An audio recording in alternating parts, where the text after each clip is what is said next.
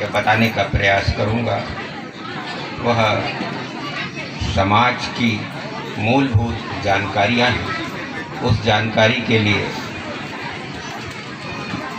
आपके समक्ष प्रस्तुत कर थोड़ा सा भी कैसा करते हैं आपके समक्ष प्रस्तुत करने के लिए प्रयास करूँगा। यहाँ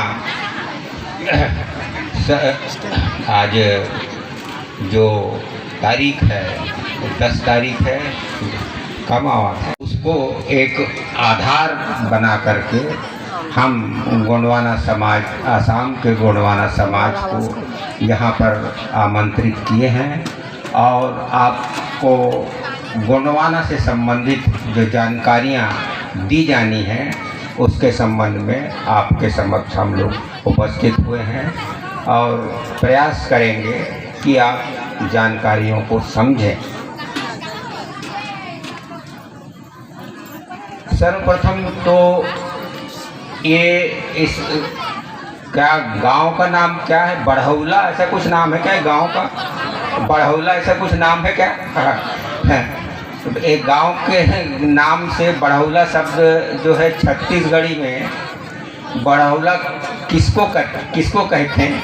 जो गिल्ली डंडा खेलथन, गिल्ली डंडा जब हम लोग खेलथन तो उस खेल में एक तो बड़हौला भी खेल होते। बड़हौला वो खेल होते कि जे ज़्यादा दूरी तक गिल्ली को मार लेगा, बढ़ा के मार लेगा, उसको बड़हौला कहते हैं। अब नहीं मालूम आपका ये गांव बड़हौला उसकी गिल्ली के कार्यक्रम से मालूम भरा है। अब आप लोग चौवा से छक्का कब मारोगे ये आप लोग जानो, क्योंकि आपका नाम है बड़हौला है। छत्तीसगढ़ी में वो गिल्ली डंडा खेलते तो बड़हौला खेलते हैं और बड़हौला में जो गिल्ली को जितना दूर मारेगा, जो छक्का मारता है वो जीत जाता है, चौवा मारता है वो फूल जाता है, तो छोटा हो जाता है। आप लोगों की जो समस्याएं हैं वो एक प्रकार से राजनीतिक समस्या है और राजनीतिक के साथ साथ सामाजिक भी समस्या है। इस राजनीतिक और सामाजिक समस्या को जानने के लिए आपको सबसे पहले गोंडवाना गोंडी धर्म इसके बारे में आपके पास समुचित ठोस जानकारी जब तक आपके पास नहीं रहेगी आप आगे नहीं बढ़ पाएंगे। कोई भी आपको अटैक कर देगा। इस अटैक से बचाने के लिए हमारे मंच में विराजमान हमारे प्रबुद्धगण हैं, आप लोग भी हैं, मैडम रोटी भी हैं, सब प्रबुद्ध लोग हैं। वो बताने का प्रयास करेंगे कि आप कैसे छक्का मारोगे और छक्का मारने के लिए आपके पास जो गोंडवाना की जो मूलभूत प्रस्तुति है वो किस तरह की होनी चाहिए। मेरी जानकारी के अनुसार गोंडवाना शब्द का प्रादुर्भाव सर्वप्रथम मुगल काल में हुआ है। गोंडवाना शब्द का प्रथम नाम, अगर गोंडवाना शब्द आईने अकबरी में अबुल फजल ने अगर अकबर के बारे में जो गढ़ा मंडला की राजधानी के बारे में जब व्याख्या आती है तब वही आईने अकबरी में सर्वप्रथम गोंडवाना शब्द अबुल फजल ने अकबर को बताया कि गढ़ा मंडला में गोंडवाना का राज है। ये बात अबुल फजल ने अकबर को बताई थी। ऐसा वर्णन सर्वप्रथम आईने अकबरी में आता है। उसके बाद गोंडवाना शब्द का नाम जर्मन राइटर प्रोफेसर वैगनर महोदय ने सर्वप्रथम जो किताब लिखी वो किताब का नाम है कॉन्टिनेंटल ड्रिफ्ट थ्योरी, भूमि के विसर्पण का सिद्धांत। ये भूगोल के विद्यार्थी इसको जानते होंगे। कॉन्टिनेंटल ड्रिफ्ट थ्योरी, इस पूरी पृथ्वी का जो कॉन्टिनेंट है वो पहले पैंजिया के आकार में हो गया था और वो बह करके इस लावा के धरातल में बह करके जब अलग अलग हुआ तब जो भूखंड बना उसको वैगनर महोदय ने न जाने क्यों गोंडवाना नाम दिया है और उसके नॉर्थ में था, उसको लॉरेंसिया कहा है, और बीच को टेथिस सागर कहा है। ये मूलभूत बातें आपको मालूम होनी चाहिए कि गोंडवाना शब्द के लिए हमारे पास कोई किताब तो है।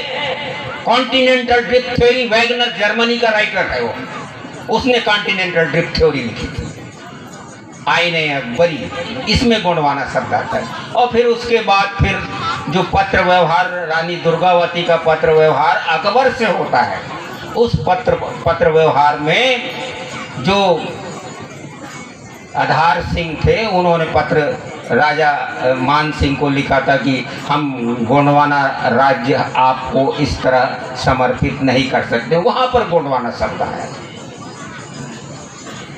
डॉक्टर थपलियाल की किताब political map of India, doctor Thapliyal की किताब पॉलिटिकल मैप ऑफ इंडिया, 12वीं सदी का हिंदुस्तान मैप अगर उठा के देखोगे, 12वीं सदी का Hindustan, professor Thapliyal, political map of India, वहां पर गढ़ा मंडला के राज्य को गोंडवाना लिखा हुआ है। डॉक्टर थपलियाल की किताब जो उन्होंने पॉलिटिकल मैप ऑफ इंडिया लिखी थी, उसमें सेंट्रल इंडिया में बहुत बड़े एरिया में उन्होंने गोंडवाना शब्द लिखा था।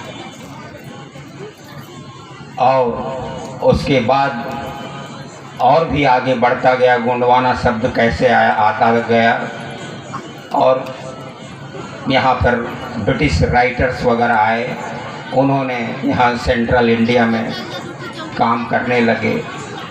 उसमें जो मंडला में जिन्होंने काम किया, उन्होंने भी गोंडवाना शब्द का वर्णन किया था, बहुत सी किताबें। इन सारे डॉक्यूमेंट्स आपके पास होना चाहिए। आगे की लड़ाई लड़ने के लिए आपके पास एक डॉक्यूमेंट्री फाइल होनी चाहिए। गोंडवाना की लड़ाई आपको लड़ना है, छक्का मारना है, मुर्मू मैडम को हस्ताक्षर अभियान करके देना है, तब आपका बैकग्राउंड इतना मजबूत होना चाहिए कि हम आसाम के गोंड ट्राइब्स हैं।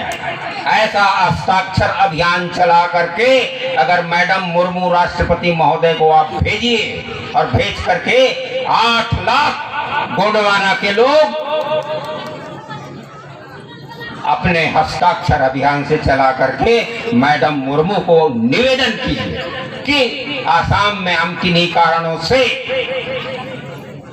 पॉलिटिकल दुर्व्यवहार के कारण हम यहाँ सिमट गए हैं, और उसके लिए हम जिम्मेदार नहीं हैं, वो लोग जिम्मेदार हैं जिन्होंने भाषा के आधार पर हिंदुस्तान के नक्शे से गोंडवाना को मिटा दिया।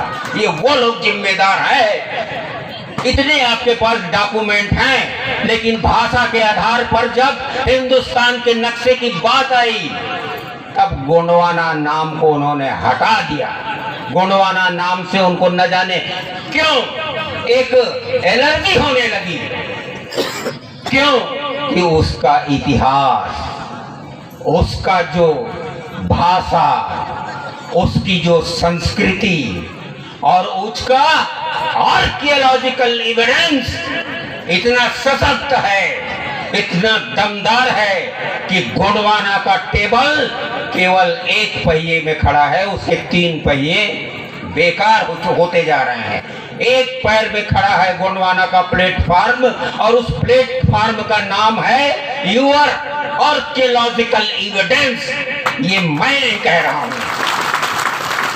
ये 2013 के कर्नाटक के मैलार मंदिर में मीटिंग हुई थी।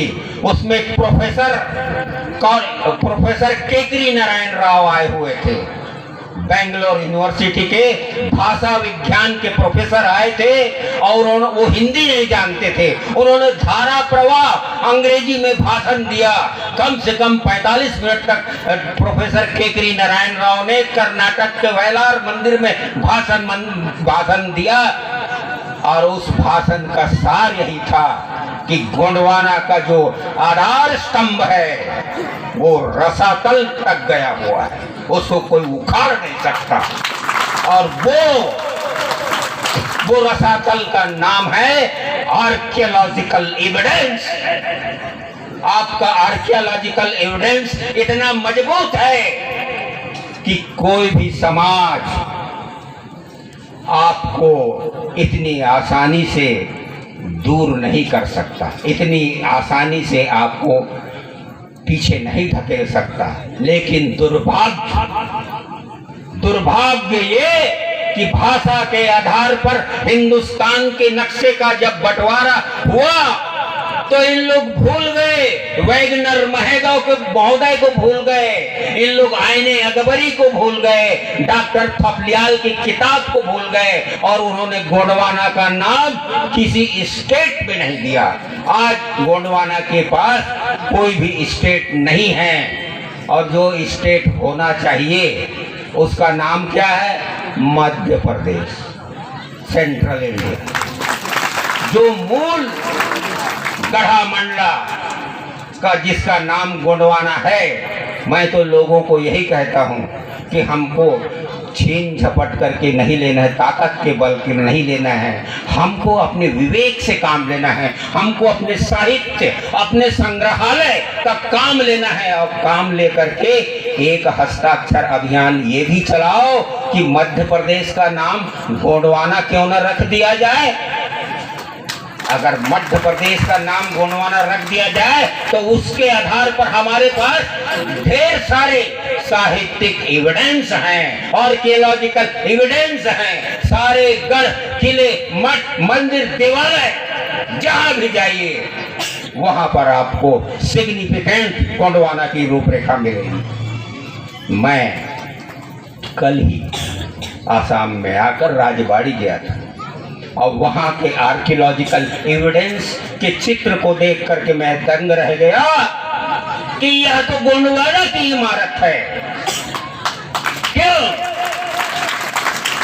कि उस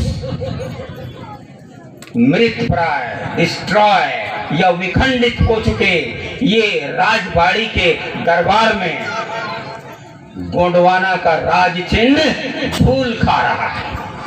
गोंडवाना का राज चिन्ह धूल खा रहा है। गोंडवाना का राज चिन्ह किस बात? The royal emblem of Gondwana, royal emblem of Gondwana Rajbari में धूल खा रहा है। वो इस बात का प्रतीक है कि राजबाड़ी गोंडों का था। क्यों? कि वहां जो हाथी के ऊपर शेर की सवारी वाला जो मूर्ति है उसकी गर्दन को काट दिया गया है, किसी पैर को काट दिया गया है और धूल खाते पड़ा है, वह गोंडवाना का राज चिन्ह है। That is the royal emblem of Gondwana. ये मैं नहीं कह रहा हूं, ये कौन कह रहा है? डी चैटर्टन महोदय, डी चैटर्टन महोदय जो नागपुर के कहना चाहिए पादरी, चर्च के पादरी थे। उन्होंने एक किताब लिखी है, उस किताब का नाम है द स्टोरी ऑफ गोंडवाना। क्या है उस किताब का नाम? The story of Gondwana. किसने लिखा है? डी चैटर्टन ने। कब लिखा है? 1913 में। वह किताब पिट्सबर्ग, लंदन में छपी है। उस किताब की एकमात्र कॉपी नागपुर के वाचनालय में थी, वहां देखने को मिला। उस किताब की जो विशेषता है, डी चैटर्टन ने जो पूरे सेंट्रल इंडिया में घूम घूम करके अपने आलेख उल्लेख किए, उसका उल्लेख है उसमें। उस किताब के पहले पन्ने में, द स्टोरी ऑफ गोंडवाना के पहले पन्ने में आप गोंडवाना का राज चिन्ह का फोटो छपा हुआ है। वो फोटो कहाँ का है? बैहर बालाघाट में वो फोटो है, वहाँ की फोटो है। वो फोटो उस 1913 के उस किताब में, प्रोफेसर डी चैटर्टन की किताब के पहले पन्ने में लिखा है, this is the crest of Gondwana. यह गोंडवाना का राजमुकुट है।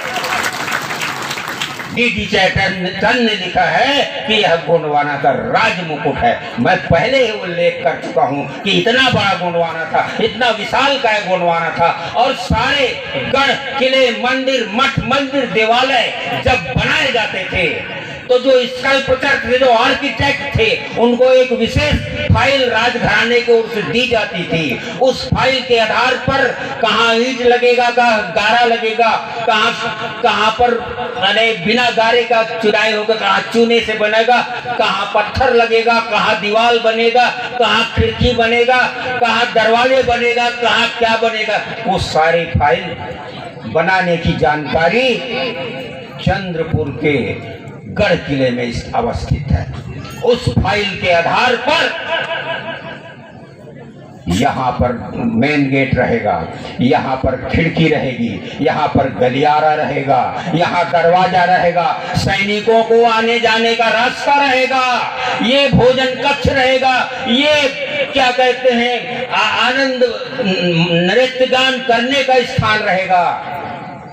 और अंत में उस पूरे देवालय के बिल्कुल फुट रेंज पर हाथी के ऊपर शेर चढ़ी हुई मूर्ति को स्थापित करने की अनुमति दी जाती थी। इसका मतलब ये होता था कि आज से यह देवालय, यह मठ, यह मंदिर, यह राजगृह, यह राज्य की संपत्ति हो गई है, और इसको कोई क्षति या नुकसान पहुंचाएगा उसको मौत की सजा दी जा सकती है। ऐसा उस चंद्रपुर के किले की बनावट के ऊपर लिखा गया है। और अंत में गोंडवाना के राज चिन्ह हाथी के ऊपर शेर की सवारी को वहां स्थापित कर दिया जाता है कि जो भी इसको छुएगा या इसको नुकसान पहुंचेगा उसके ऊपर राजद्रोह लगाया जाएगा, और राजद्रोह लगा करके उसको सजाए मौत दी जा सकती है। और आज राजबाड़ी में तुम्हारा हाथी के ऊपर शेर की सवारी धूल खा रहा है, कितने संग्रहालयों में धूल खा रहा है। मैं रीवा में पदस्थ था, मध्य प्रदेश में सेल्स टैक्स ऑफिसर था रीवा में। वहाँ के संग्रहालय में गया और पुरातत्व विभाग के उस कर्मचारी से पूछा, इस शेर के ऊपर सवारी का जो प्रारूप आप रखे हो, इसमें जो कागज आपने लगाए हो, इसमें जो आपने नंबर अंकित किया है, उस नंबर अंकित किए हुए चीज की मुझको जानकारी चाहिए। तो बोले वो एक सप्ताह बाद आना। एक सप्ताह बाद आया।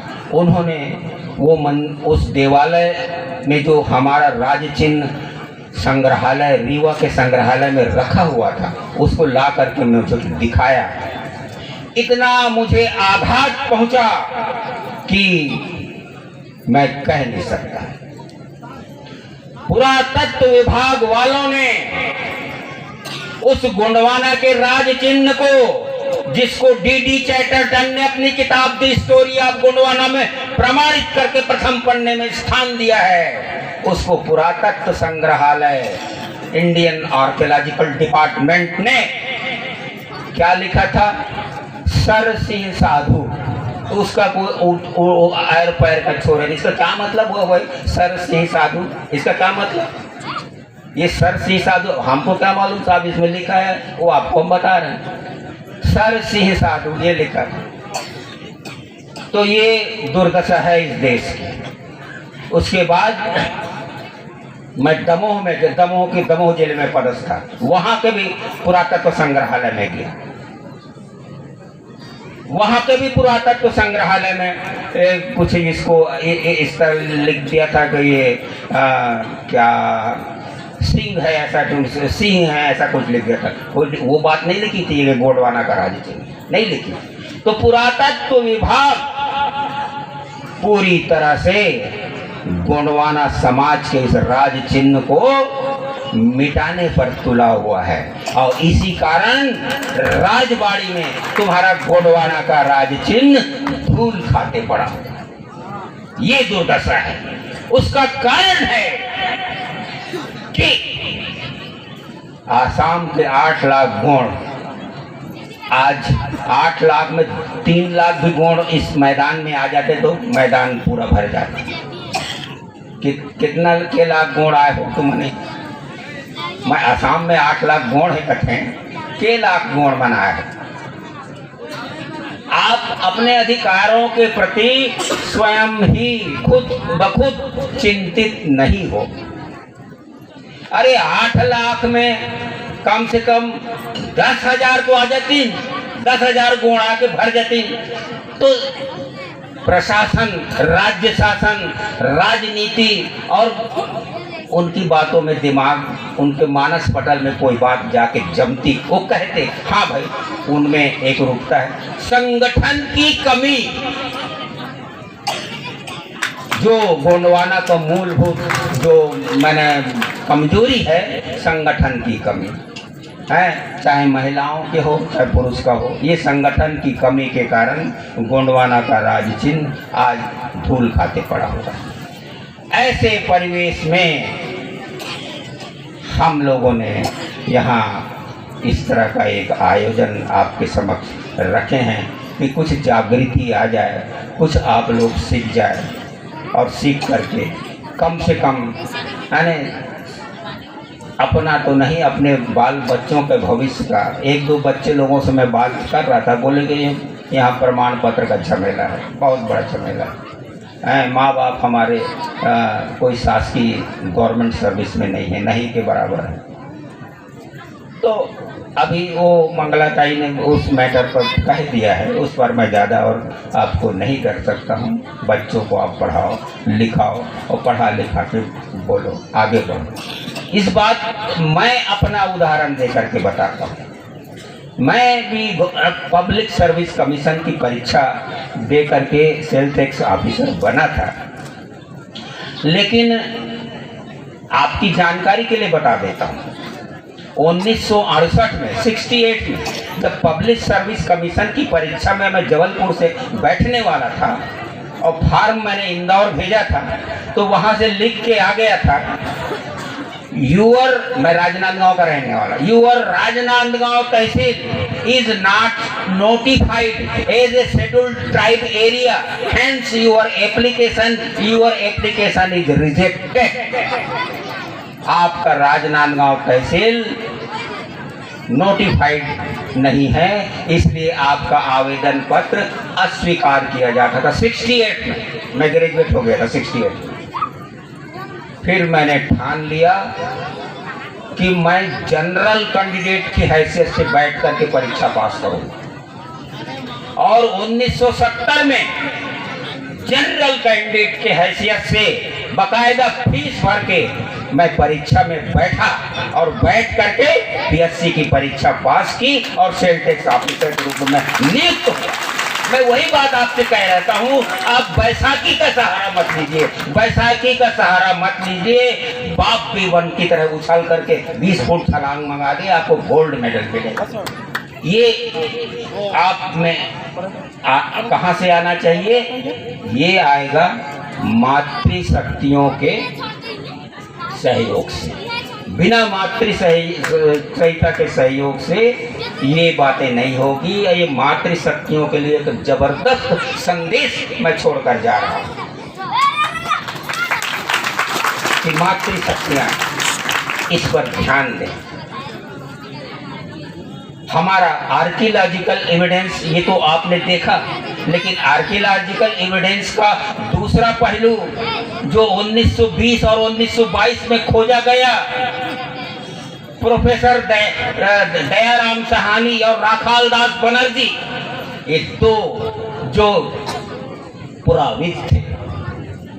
पुराविद थे, इन्होंने सिंधु घाटी की सभ्यता की खोज की थी। ध्यान रखिएगा, राखाल दास बनर्जी और दयाराम साहनी, ये दो पुराविद जिन्होंने सिंधु घाटी और हड़प्पा सभ्यता की खोज की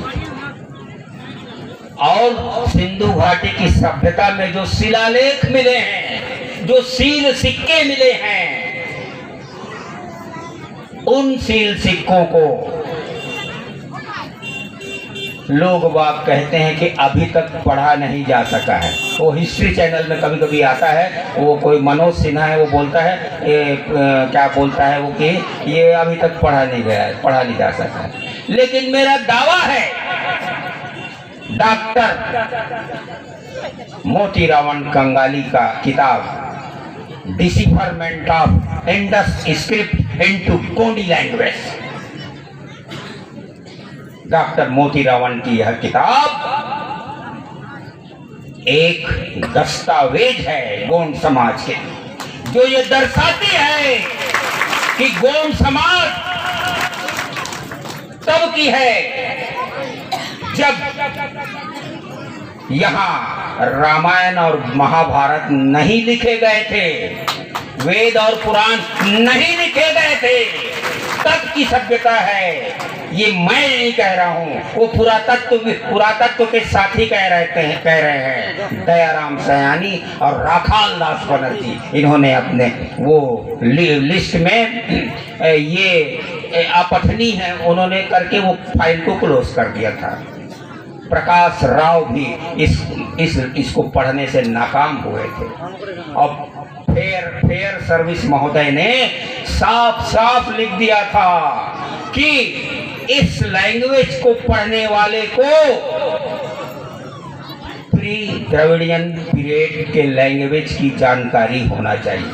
बहुत बेहतरीन लाइन लिखा था, प्री द्रविडियन पीरियड के लैंग्वेज की जानकारी जिस किसी को है, प्री द्रविडियन द्रविड़ लोग जो भाषा आज की तारीख में बोल रहे हैं, उसके पहले वो कौन सी भाषा बोलते थे, उस भाषा का अगर जानकार होगा वही सिंधु घाटी और हड़प्पा के शिलालेख को पढ़ सकता है। और उसको डॉक्टर मोतीराम कंगाली ने अपनी किताब decipherment of Indus script into Gondi language, इसमें पढ़ करके एक इतिहास रच दिया है। गोंडवाना के लिए एक बहुत बड़ा एविडेंस क्रिएट कर दिया है कि हमारी सभ्यता आज से नहीं, कम से कम 10,000 साल पुरानी है।